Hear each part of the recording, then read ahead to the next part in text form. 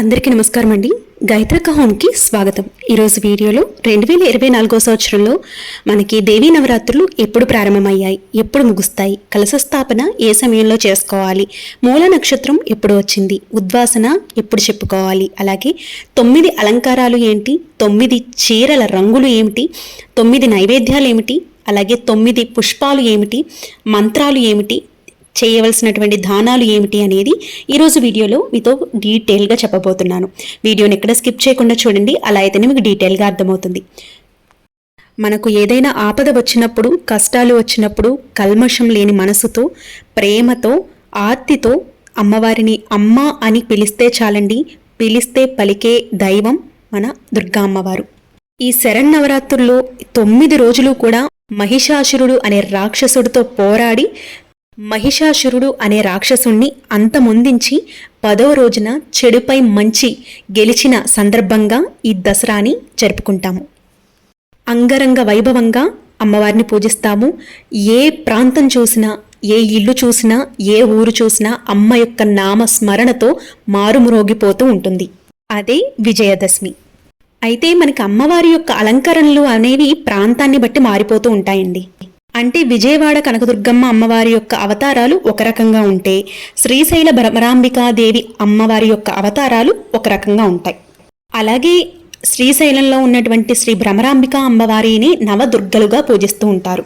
అంటే మీరు ఏ ప్రాంతానికి దగ్గరగా ఉంటారో వారి ప్రాంతాన్ని బట్టి అమ్మవారి యొక్క అవతారాన్ని మీరు చూసుకోవాల్సి ఉంటుంది.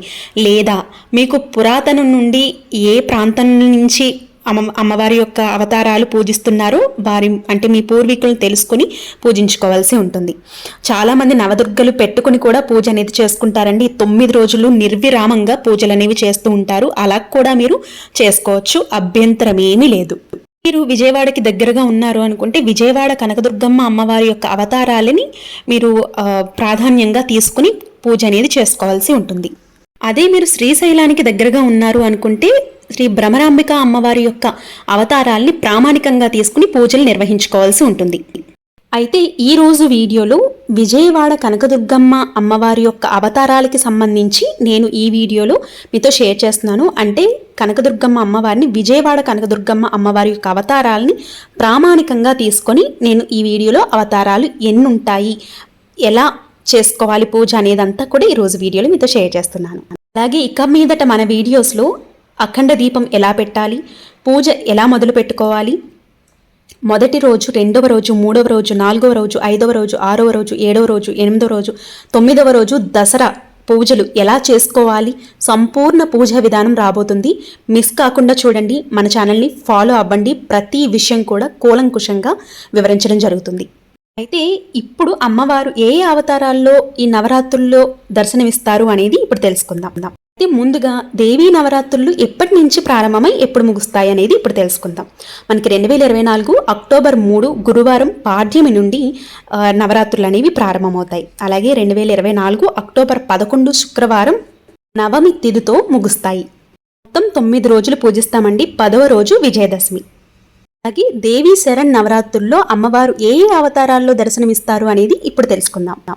దేవీ శరణ్ నవరాత్రుల్లో మొదటి రోజు అలంకరణ 2024 సంవత్సరం అక్టోబర్ 3 గురువారం పాడ్యమి తిథి హస్త నక్షత్రం. రోజే అమ్మవారిని ప్రతిష్ఠించుకొని కలశ స్థాపన చేసి అఖండ దీపాన్ని కూడా వెలిగిస్తారు.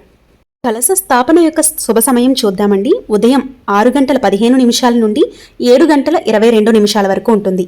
అలాగే మరొక మంచి ముహూర్తం అభిజిత్ ముహూర్తం ఉందండి. అదేంటంటే మధ్యాహ్నం 11:46 నుండి 12:47 వరకు ఉంటుంది. ఈ సమయంలోనైనా కూడా అమ్మవారికి కలశాన్ని ఏర్పరచుకొని అఖండ దీపం ఏర్పాటు చేసుకుని మీరు పూజలు అనేవి మొదలు పెట్టుకోవచ్చు. అలాగే 2024 సంవత్సరం అక్టోబర్ 3 గురువారం రోజు మొదటి అలంకరణ ఉంటుంది. అంటే శ్రీ బాలా త్రిపుర సుందరీ దేవి అవతారంలో అమ్మవారు దర్శనమిస్తారు. లేత గులాబీ రంగు చీరలో ఎర్రని మందారాలు, గులాబీలతో చక్కగా అలంకరణ చేసి మనకు అందంగా దర్శనమిస్తారండి. అలాగే ఈరోజు అమ్మవారిని తుమ్మి పూలతో పూజిస్తే కూడా చాలా మంచిదండి. అలాగే నైవేద్యంగా బెల్లం పరమాణాన్ని నైవేద్యంగా పెట్టాల్సి ఉంటుంది. అలాగే ఈరోజు పూజ చేసిన వారికి సంతానం కలుగుతుంది, పిల్లలు మంచి ఎదుగుదల అనేది జీవితంలో మంచిగా ఉంటుంది, కార్యసిద్ధి అవుతుంది. అలాగే ఈరోజు బాల స్తోత్రాలు, అష్టోత్తరాలు ఓం శ్రీ బాలా త్రిపుర సుందరీ దేవి అయి నమః అనుకుంటూ అష్టోత్తరం చేసుకుంటే చాలా మంచిది. ఇక దేవీ శరణ్ నవరాత్రుల్లో 2వ రోజు అలంకరణ చూద్దాము. 2024 సంవత్సరం అక్టోబర్ 4 శుక్రవారం విధియ తిథి చిత్తా నక్షత్రం నాడు శ్రీ గాయత్రీ దేవిగా అమ్మవారు దర్శనమిస్తారు. అమ్మవారు నారింజ రంగు చీర కానీ కనకాంబరం రంగు చీర కానీ ధరించి అద్భుతమైనటువంటి ముఖ వచ్చస్సుతో దర్శనమిస్తారు. ఈరోజు అమ్మవారికి తామర పువ్వులు లేదంటే కలువ పువ్వులతో పూజ అనేది చేస్తారు. అమ్మవారికి నివేదించవలసినటువంటి నైవేద్యం పులిహోర లేదంటే చిత్రాన్నం. ఈరోజు గాయత్రీ మంత్రం, శ్లోకాలు, కవచం ఇలాంటివి చదువుకుంటూ పూజ అనేది నిర్వహించుకోవాల్సి ఉంటుంది. లేదు అంటే ఓం శ్రీ గాయత్రి మాత్రే నమః అనుకుంటూ పూజ చేసుకుంటే సకల పాపాలు తొలగిపోతాయి. ఇక దేవీ శరన్నవరాత్రుల్లో 3వ రోజు అలంకరణ చూద్దాం. 2024 సంవత్సరం అక్టోబర్ 5 శనివారం తదియ తిథి స్వాతి నక్షత్రం. శ్రీ అన్నపూర్ణమ్మ దేవి అవతారంలో అమ్మవారు దర్శనమిస్తారు. గంధం రంగు చీరలో కలకలలాడుతూ కనిపిస్తారు. మల్లెపూలు, పొగడ పూలతో చక్కగా అమ్మవారిని కొలుచుకోవచ్చు. ఈ అమ్మవారికి పూజ చేసుకుంటే సంపూర్ణ ఆరోగ్యం, ధనధాన్యాలు కలుగుతాయి. అన్నపూర్ణమ్మ యొక్క అష్టోత్తరం చదువుకుంటూ పూజ అనేది చేసుకోవచ్చు. ఇవేమి రావు అనుకుంటే ఓం శ్రీ అన్నపూర్ణాదేవి అయి నమః అనుకుంటూ కూడా పూజ అనేది నిర్వహించుకోవచ్చు. ఈరోజు నివేదించవలసినటువంటి నైవేద్యం కొబ్బరన్నం, గారెలు లేదంటే దద్దోజనం ఇవి నైవేద్యంగా పెట్టవలసి ఉంటుంది. ఇక దేవీ శరన్నవరాత్రుల్లో 4వ రోజు అలంకరణ 2024 అక్టోబర్ 6 ఆదివారం చవితి తిథి విశాఖ నక్షత్రం. శ్రీ లలితా త్రిపుర సుందరీ దేవి అమ్మవారి యొక్క అవతారంలో దర్శనమిస్తారు. బంగారు రంగు చీరలు అద్భుతమైనటువంటి ముఖ వచ్చస్సుతో అమ్మవారు దర్శనమిస్తారు. ఎర్రటి కలువలు లేదంటే ఎర్రటి గులాబీలతో అమ్మవారిని అర్చిస్తారు. అయితే ఈరోజు ప్రసాదంగా నివేదించవలసినటువంటి ప్రసాదం చక్కెర పొంగలి, పరమాన్నం. అలాగే అమ్మవారికి ఈరోజు శ్రీ లలితా త్రిపుర సుందరీ దేవి అమ్మవారి యొక్క పూజ చేసుకొని లలితా సహస్రనామం ఎవరైతే పఠిస్తారో వారికి అఖండ కీర్తి లభిస్తుంది. జీవితంలో ఎలాంటి కష్టాలు రాకుండా అమ్మ కాపాడుతుంది. ఇక 5వ రోజు దేవీ శరన్నవరాత్రుల్లో 5వ రోజు అలంకరణ 2024 సంవత్సరం అక్టోబర్ 7 సోమవారం పంచమీ తిథి అనురాధ నక్షత్రం. శ్రీ మహాచండీదేవి అవతారంలో అమ్మవారు దర్శనమిస్తారు. పసుపు రంగు చీర లేదంటే బంగారపు రంగు చీరలో అమ్మవారు అద్భుతంగా దర్శనమిస్తారు. పసుపు రంగు పూలతో అమ్మవారిని పూజిస్తే సకల పాపాలు తొలగుతాయి. అలాగే ఈరోజు అమ్మవారిని ఎవరైతే భక్తి శ్రద్ధలతో కొలుస్తారో వారికి శత్రు పీడ ఉండదు. ఇవాళ నివేదించవలసినటువంటి నైవేద్యం కట్టె పొంగలి లేదంటే చలిమిడి లేదంటే వడపప్పు. ఈ 3 నివేదించినా కూడా పర్వాలేదు. అయితే అమ్మవారికి ఈరోజు మహాచండీ స్తోత్రాలు, అష్టోత్తరాలు చదువుకుంటే మంచిది.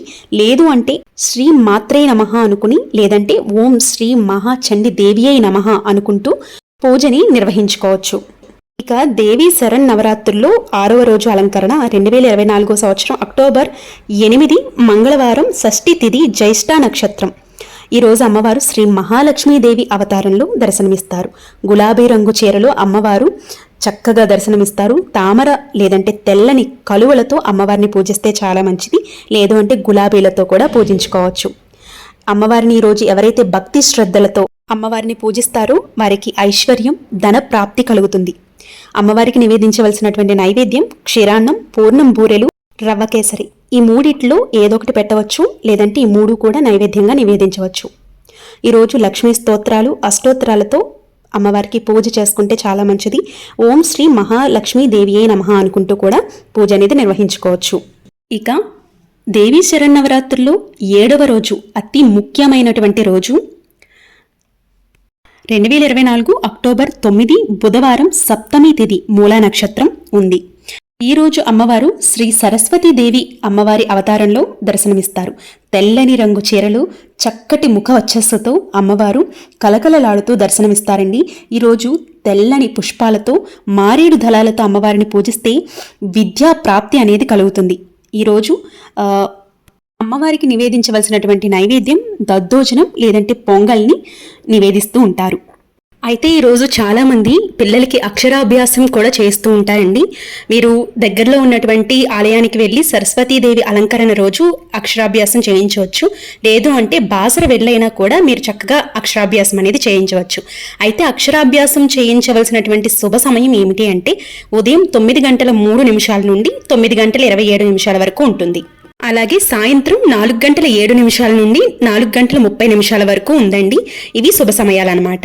అయితే ఈరోజు అమ్మవారిని ఓం శ్రీ సరస్వతీదేవి అయి నమః అనుకుని పూజించుకోవచ్చు. లేదంటే సరస్వతీదేవి యొక్క అష్టోత్తరం చదువుకుంటూ అమ్మవారికి పూజ అనేది నిర్వహించుకోవచ్చు. ఇక దేవీ శరన్నవరాత్రుల్లో 8వ రోజు అలంకరణ ఇప్పుడు చూద్దాం. 2024 అక్టోబర్ 10 గురువారం, అష్టమి తిథి దుర్గాష్టమి, పూర్వాషాఢ నక్షత్రం. శ్రీ దుర్గాదేవిగా అమ్మవారు దర్శనమిస్తారు. ఎరుపు రంగు చీరలు, దివ్య సుందరి రూపంతో అమ్మవారు దర్శనమిస్తారండి. అమ్మవారికి ఎర్రని పూలతో ఈరోజు పూజిస్తే చాలా మంచిది. ఈరోజు నివేదించవలసినటువంటి నైవేద్యం పులగం లేదంటే కదంబం, 2 కూడా పెట్టుకోవచ్చు, ఒకటి పెట్టినా పర్వాలేదు. అయితే ఈరోజు దుర్గాదేవి శ్లోకాలు, స్తోత్రాలు, అష్టోత్తరాలు చదువుకుంటూ పూజ అనేది నిర్వహించుకోవచ్చు. లేదు అంటే ఓం దుమ్ దుర్గేయ నమః అంటూ పూజ అనేది నిర్వహించుకోవచ్చు. ఈరోజు ఎవరైతే భక్తి శ్రద్ధలతో అమ్మవారిని కొలుస్తారో వారికి భయం నుండి విముక్తులు అవుతారండి. ఏ భయం ఉన్నా కూడా తొలగిపోతుంది. ఇక దేవీ శరన్నవరాత్రుల్లో 9వ రోజు అలంకారం చూద్దాం. 2024 సంవత్సరంలో అక్టోబర్ 11 శుక్రవారం, నవమి తిథి మహన్నవమి, ఉత్తరాషాఢ నక్షత్రం. శ్రీ మహిషాసుర మర్దినీ దేవి అవతారంలో అమ్మవారు దర్శనమిస్తారు. కాఫీ లేదా నీలిరంగు చీరలో ఉగ్ర రూపంలో అమ్మవారు దర్శనమిస్తారండి. అమ్మవారికి ఈరోజు నల్ల కలువలు లేదంటే శంఖం పూలతో పూజిస్తే చాలా మంచిది. అలాగే నైవేద్యంగా చింతపండు పులిహోర, గారెలు, వడపప్పు, పానకం తప్పకుండా నివేదించాలి. వడపప్పు, పానకం అస్సలు మర్చిపోకూడదండి. అలాగే ఈరోజు ఎవరైతే భక్తి శ్రద్ధలతో పూజిస్తారో వారికి ధైర్యం, విజయం కలుగుతుంది. అలాగే స్వయంపాక దానం ఇస్తే చాలా మంచిది. ఈరోజు అమ్మవారికి మహిషాసుర మర్దిని శ్లోకాలు, స్తోత్రాలు ఎన్ని వీలైతే అన్ని పఠించడం చాలా ఉత్తమం. ఈరోజు ఇవేమి రావు అనుకుంటే గనక ఓం శ్రీ మహిషాసుర మర్దిని దేవి అయి నమః అనుకుంటూ ఈ పూజని చక్కగా చేసుకోవచ్చు. దేవీ శరన్నవరాత్రుల్లో 10వ రోజు అలంకారం. 2024 అక్టోబర్ 12 శనివారం, దశమి తిథి అంటే విజయదశమి, శ్రవణ నక్షత్రం. శ్రీ రాజరాజేశ్వరీ దేవి అవతారంలో అమ్మవారు ఆకుపచ్చ రంగు చీరలో చక్కటి రూపంతో చిరుమందహాసంతో అమ్మవారు దర్శనమిస్తారు. ఎర్రటి పూలు, సుగంధభరితమైనటువంటి పూలతో అమ్మవారికి ఈరోజు అర్చన చేసుకొని అమ్మవారిని పూజిస్తే శక్తి, సౌభాగ్యం కలుగుతుంది. అలాగే పూల మాలల్ని దానం చేయవచ్చు. రోజు ఎవరైతే అమ్మవారి గుడికి వెళ్ళి అమ్మవారిని దర్శించుకోవాలనుకుంటున్నారో పూల మాలలు కానీ లేదంటే ఎర్రని పూలని కానీ తీసుకువెళ్ళి అమ్మవారికి సమర్పించండి. ఈరోజు అమ్మవారికి నివేదించవలసినటువంటి నైవేద్యం శాఖాన్నం లేదా మహా నైవేద్యం. ఇలా ఎవరికి వీలైతే ఆ నైవేద్యాన్ని సమర్పించవచ్చు, లేదంటే 2 కూడా సమర్పించవచ్చు. ఇక ఈరోజు అమ్మవారి యొక్క అష్టోత్తర శతనామావళన్నీ కూడా చదువుకొని రాజరాజేశ్వరి దేవి అవతారంలో ఉన్నటువంటి రాజరాజేశ్వరి అమ్మవారి యొక్క అష్టకం చదువుకోవాలి. అలాగే ఇవేమి రావు అనుకుంటే ఓం శ్రీ రాజరాజేశ్వరి మాత్రే నమః అనుకుని తలుచుకుంటూ పూజ అనేది నిర్వహించుకోవచ్చు. ఉద్వాసన విషయానికి వచ్చినట్లయితే మనం 9 రోజులు కూడా నిర్విరామంగా అమ్మవారికి పూజ అనేది చేసుకుంటూ ఉంటాము. అయితే 9వ రోజు మంగళవారం, శుక్రవారం రాకుండా ఉంటే 9వ రోజు సాయంత్రం ఉద్వాసన చెప్పవచ్చు. అయితే మనకి ఈ సంవత్సరం 9వ రోజు శుక్రవారం వచ్చిందండి. కాబట్టి ఎట్టి పరిస్థితుల్లో 9వ రోజున శుక్రవారం నాడు అమ్మవారిని అలాగే పీఠాన్ని కదపకూడదు. నెక్స్ట్ డే శనివారం 10వ రోజు మాత్రమే అమ్మవారికి ఉద్వాసన అనేది చెప్పాల్సి ఉంటుంది. ఈ కలశాన్ని కూడా ఈ రోజే కదపాలండి. అఖండ దీపం పెట్టుకున్న వాళ్ళు అఖండ దీపం కూడా ఈ రోజే కదపాలి. అమ్మవారి యొక్క ఉద్వాసన సమయం ఇప్పుడు చూద్దాం. అమ్మవారిని, కలశాన్ని, పూజా పీఠాన్ని కలపవలసిన సమయం 2024 అక్టోబర్ 12 శనివారం ఉదయం 11:15 నుండి 11:48 లోపు కదపవలసి ఉంటుంది. అయితే మీరు ఉద్వాసన అనేది మీరు పూజ చేసుకున్న తరువాత ఉద్వాసన పలకవలసి ఉంటుంది. ఉదయం పూట మీకు వీలు పడలేదు అనుకుంటే సాయంత్రం సమయం చూద్దామండి. సాయంకాలం 3:19 నుండి 5:11 లోపు మీరు ఉద్వాసన అనేది చెప్పి పీఠాన్ని, కలశాన్ని, అఖండ దీపాన్ని కదపవచ్చు. ఈ విధంగా ఈ సమయాల్లో ఉద్వాసన అనేది పలకవలసి ఉంటుంది. అయితే ఇక్కడ నేను చెప్పినట్లు పుష్పాలు కానీ, నైవేద్యం కానీ చెప్పినట్లు మీకు వీలుంటే పెట్టుకోవచ్చు, వీలు లేకపోతే మీరు ఏ పువ్వులతోనైనా అమ్మవారిని పూజించవచ్చు. అలాగే ఏ రంగు చీరతోనైనా అమ్మవారిని కొలవవచ్చు. నలుపు రంగు తప్పించి ఏ రంగు చీరతోనైనా అమ్మవారిని కొలుచుకోవచ్చు. అలాగే ఏ నైవేద్యాన్నైనా కూడా అమ్మవారికి నివేదించవచ్చు. ఈ వీడియో మీకు నచ్చిందని అనుకుంటున్నాను, యూజ్ అయిందని అనుకుంటున్నాను. ఈ వీడియో నచ్చినట్లయితే లైక్ చేయండి, మీ ఫ్రెండ్స్ అండ్ ఫ్యామిలీ మెంబర్స్కి తప్పకుండా షేర్ చేయండి. రేపటి మంచి వీడియోతో మళ్ళీ మీ ముందుకు వస్తాను. అప్పటి వరకు నమస్తే, మీ గాయత్రక్క.